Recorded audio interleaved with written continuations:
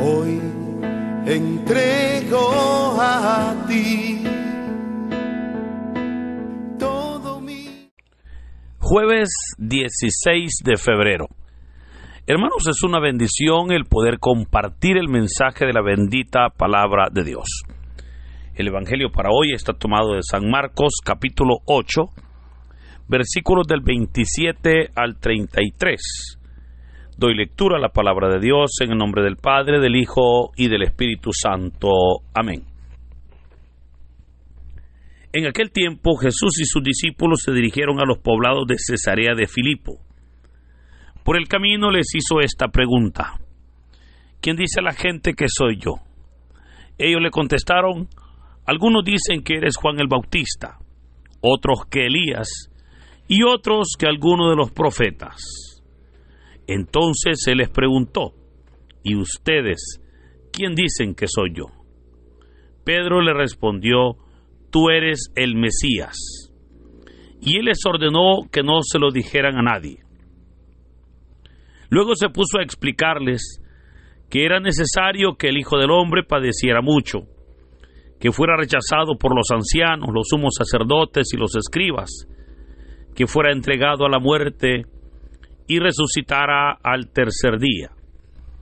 Todo esto lo dijo con entera claridad. Entonces Pedro se lo llevó aparte y trataba de disuadirlo. Jesús se volvió y mirando a sus discípulos reprendió a Pedro con estas palabras: apártate de mí, Satanás, porque tú no juzgas según Dios, sino según los hombres. Hermanos, esta es palabra del Señor. Gloria y honor a ti, Señor Jesús. Continuamos con la meditación del capítulo 8 de este Evangelio de San Marcos. Y ahora se nos presenta un relato muy conocido y un relato que es importante el poder meditar sobre él, ya que tiene pues mucho que hablar, ya que ahora se nos presenta a Jesús en Cesarea de Filipo. Cesarea de Filipo era ya una parte fronteriza con Siria, ¿verdad? La parte norte de Israel. Y vemos cómo ahora el Señor está ya en ese lugar para que desde ahí inicie lo que será el camino hacia Jerusalén. Ahora, es interesante cómo el Señor entonces toma a sus discípulos y se dirige hacia ese lugar. De hecho, Cesarea de Filipo era una ciudad, pues ya, a pesar de que aún era judía, tenía ya muchas costumbres paganas, porque ya era, insisto, fronterizo con Siria. De hecho, notemos que hasta el nombre que tenía, ¿verdad?, era Cesarea de Filipo. Y se llamaba Cesarea porque Herodes Filipo la construyó y le puso Cesarea en honor pues al César, ¿verdad? Entonces era una ciudad que tenía muchas costumbres romanas, ¿verdad? Muchas costumbres paganas. Ahora Jesús está en ese lugar, pero se nos dice que les hizo el Señor una pregunta a sus discípulos. Y la pregunta fue: ¿quién dice la gente que soy yo? El Señor comienza presentando un escenario para marcar una diferencia, ¿verdad?, entre lo que la gente decía, entre cómo la gente se expresaba o se refería de Él, al concepto que los discípulos podían dar de Él. Ahora, recordemos que acá el Señor está cerrando un ciclo que en este Evangelio comienza en el capítulo 4, cuando Jesús va con sus discípulos en una barca y al ver que se levanta una tempestad y lo despiertan, ya que se recuerda cuando Jesús duerme en la barca, el Señor se despierta Y es ahí donde el Señor entonces le ordena al viento y al mar que se calmen y le dice: calla, enmudece. Y dice el Evangelio que inmediatamente el viento cesó y vino una gran calma. Pero fue ahí donde los discípulos se hacen una pregunta.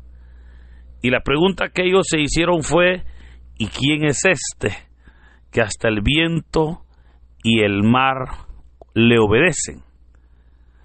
Ahí comenzó este ciclo donde los discípulos estaban preguntándose: ¿y quién es este que hasta el viento y el mar le obedecen?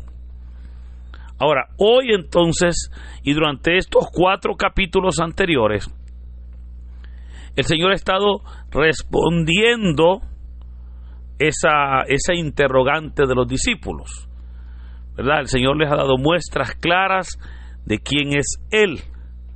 Claro, lo ha hecho pues de una manera muy pero muy especial, que aunque no les ha mostrado o no les ha dicho con palabras quién es Él, sí se los ha demostrado con las acciones, con los hechos que el Señor ha realizado durante todo este tiempo.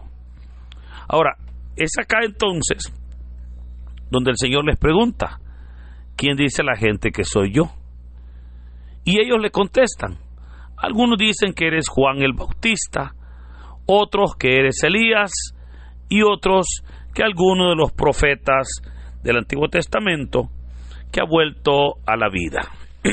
Notemos, hermanos, cómo en el ministerio de Jesús la gente veía verdaderamente esa continuidad tanto del ministerio de Juan el Bautista como del ministerio profético de Elías. Esto es hermoso, porque si recordamos nosotros, Juan el Bautista pues fue el gran profeta que vino a prepararle el camino al Señor. Pero ¿quién fue Elías? El gran profeta Elías, el hombre de fuego, ¿verdad? Aquel hombre pues que tenía esa autoridad plena de Dios. Ahora recordemos que el Señor mismo dijo que Él venía a darle cumplimiento a la ley y a los profetas. Entonces vemos cómo se nos puede ver cómo de Elías y de Juan el Bautista, el Señor ahora entonces está recibiendo esa misión para poder cumplirla en la cruz del Calvario. Y eso es lo que la gente veía, ¿verdad? Ahora, esto es importante porque veamos la conexión que existe entre el ministerio de Juan y el ministerio del Señor Jesús. O sea, es una conexión muy profunda, que incluso el pueblo o aquellas personas pues que no estaban muy familiarizadas con el Señor, veían en Jesús la continuación del ministerio de Juan. Ahora, eso pues está bien, ¿verdad? Obviamente es una respuesta que Jesús pues está haciendo, es una pregunta que él hace y está recibiendo una respuesta. Pero ahora viene el Señor entonces y quiere profundizar, quiere ahondar en su pregunta y les dice: ¿y ustedes quién dicen que soy yo? Esta pregunta, hermanos, está buscando el poder encontrar una respuesta de acuerdo a lo que Jesús les había mostrado. Recordemos cómo el Señor les ha mostrado a sus discípulos esa autoridad, ese poder, ese respaldo divino, esa presencia de Dios, esa unción del Espíritu. Todos esos elementos los discípulos los habían visto en Jesús. Y por eso ahora viene el Señor y les va a hacer esa prueba, ¿verdad? Ese examen. Y les va a decir: ¿y ustedes ustedes que me han acompañado, ustedes que me han visto, ustedes, ¿qué dicen ustedes de mí? ¿Quién dicen ustedes que soy yo? Y vemos cómo Pedro se adelanta, toma la palabra y le dice: tú eres el Mesías. Tú eres el Mesías. Hermanos, la palabra Mesías es una palabra que en español se dice ungido. Ungido. En el hebreo se dice Mesías y en griego se dice Cristo. Entonces, ya sea que usted diga el Cristo, usted diga el ungido o diga el Mesías, está hablando de la misma persona, solo que en distinto idioma. Pero ahora entonces vemos como Pedro le dice: tú eres el Mesías. Tú eres el Mesías. O sea, Pedro y los demás habían llegado a la conclusión, de acuerdo a lo que ellos habían escuchado, a lo que ellos habían visto de Jesús, que Jesús era el Mesías. Ellos lo habían llegado a conocer de esa manera. Y veamos cómo el Señor obviamente acepta que Él es el Mesías, y dice el texto que les ordenó que no se lo dijeran a nadie. Una vez más surge ese momento cuando Jesús prohíbe que digan quién es Él. Y creo, bueno, ya lo hemos hablado en varias ocasiones, porque surge en nosotros la pregunta, ¿verdad? ¿Y por qué Jesús siempre está prohibiendo que se diga quién era Él? Y obviamente, hermanos, lo dice porque no quería pues apresurar su muerte. En ese momento se estaba guardando lo que se llama el secreto mesiánico. Pero hoy en día, pues obviamente ese secreto pues ya no es secreto, y ahora es tiempo de anunciar esa palabra, ¿verdad? De anunciarla pues a todas las personas. Ahora, es interesante cómo se nos dice que inmediatamente ellos respondieron diciendo: tú eres el Mesías. Dice la palabra que se puso a explicarles lo que consistía el plan de salvación. Esto es interesante, insisto, porque los judíos esperaban un Mesías guerrero, esperaban un Mesías que viniera pues con armas, ¿verdad? Que llegara con un gran ejército para libertar a Israel. Eso era lo que ellos esperaban en un Mesías. Pero ahora viene el Señor y les hace ver que Él como Mesías era necesario, y oiga, o sea, esto es importante, era necesario, hermano.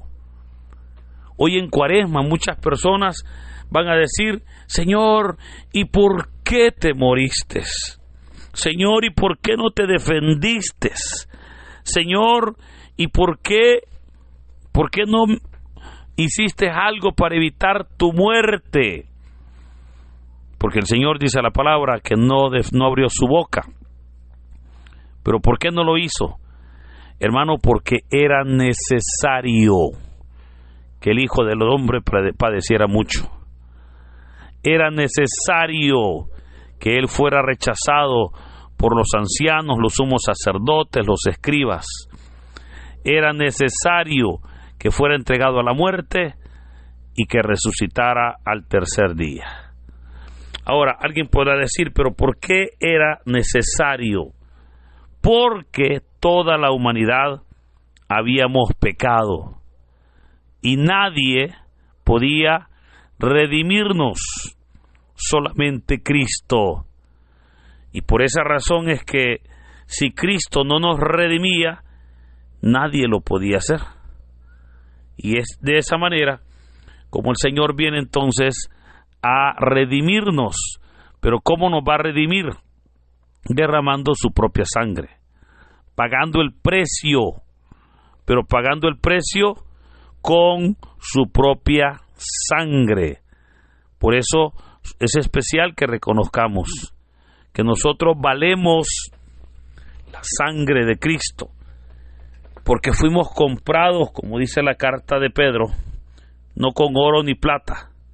Hemos sido comprados, hermanos, con sangre, y sangre pura, la sangre de Cristo. Ahora veamos entonces cómo se nos dice que se puso el Señor a explicarles que era necesario que Él padeciera mucho, que fuera rechazado, ¿verdad? Que ellos pues lo capturaran y que lo mataran, pero que al tercer día iba a resucitar. Ahora, el Evangelio dice, todo esto lo dijo con entera claridad, mas sin embargo, los apóstoles no entendieron. Yo creo que cuando nosotros leemos esta porción, pareciera como que los apóstoles pues no estaban en sintonía con lo que Jesús estaba haciendo, ¿verdad? Y no necesariamente debería de ser así. El caso es que para nosotros es muy claro, cuando el texto dice que va a ser rechazado, cuando el texto dice que va a ser entregado, que ellos lo van a matar y que al tercer día va a resucitar. O sea, eso está muy claro para nosotros. Rápidamente lo entendemos y lo comprendemos, pero ¿por qué? Porque estamos al otro lado de la historia. O sea, para nosotros eso ya es pasado. Sabemos, y los evangelios nos describen, sabemos cómo sucedió, pero en este momento esto todavía no era pasado. O sea, el Señor les estaba anunciando lo que iba a pasar, lo que le iba a pasar a Él. Y claro, no era fácil lo que le iba a pasar. Pero entonces veamos acá la reacción de Pedro. Porque muchas veces nosotros criticamos a Pedrito, ¿verdad? Pero se nos olvida que la reacción que él tuvo fue la reacción que cualquier persona pueda tener cuando alguien diga, fíjense que, pues a mí me va a pasar esto y esto, ¿no? Entonces vemos cómo el apóstol Pedro se le acerca al Señor y le dice, Señor, que esto no te suceda. Dice la palabra que Pedro trataba de disuadirlo. Señor, que esto no te suceda. Pero Pedro no tenía en este momento malas intenciones. Simplemente Pedro estaba, pues, como una frase, ¿verdad?, para demostrar el cariño, el amor hacia Jesús. Sin embargo, lo que estaba diciendo, esas palabras donde dice que trataba de disuadirlo, no eran de acuerdo al propósito que Jesús tenía. Porque el gran propósito del Señor era morir en esa cruz. Pero ahora Pedro le está diciendo, no, que eso no pase. Y es aquí donde entonces Jesús lo reprende. Y dice la palabra, reprendiendo a Pedro, Jesús le dijo, apártate de mí, Satanás, porque tú no juzgas según Dios, sino según los hombres. Veamos cómo el Señor entonces, con la mirada puesta cabal en su sacrificio, ahora no quiere que nada le distraiga. De hecho, es a partir de este momento que inicia lo que se conoce como el camino a Jerusalén. Es de aquí donde el Señor les va a decir, ahora vamos a Jerusalén. Vamos a Jerusalén. Y comienza. Y pasa solamente por Cafarnaúm y va de paso, porque Él quiere llegar a Jerusalén. Por eso, cronológicamente, este relato sucedió cuando Jesús tiene ya 2 años y medio de ministerio.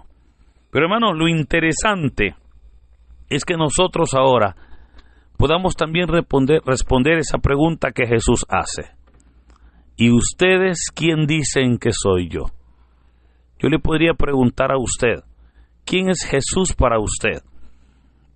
Hay personas que dicen, no, mi Señor, Jesús es para mí mi ayudador, Jesús es mi refugio, Jesús es mi auxilio, Jesús es mi Señor, etcétera, etcétera. Esperemos que eso sea una realidad. Esperemos que como refugio pues le busquemos, que como auxilio estemos siempre pendientes. Esperemos que en verdad podamos nosotros confiar y creer en Él, para que cada día el Señor pueda glorificarse en nuestras vidas. Que en este hermoso día, hermanos, podamos nosotros glorificar su nombre, para que el Señor pueda honrarnos y por sobre todo honrar nuestras vidas ante su presencia.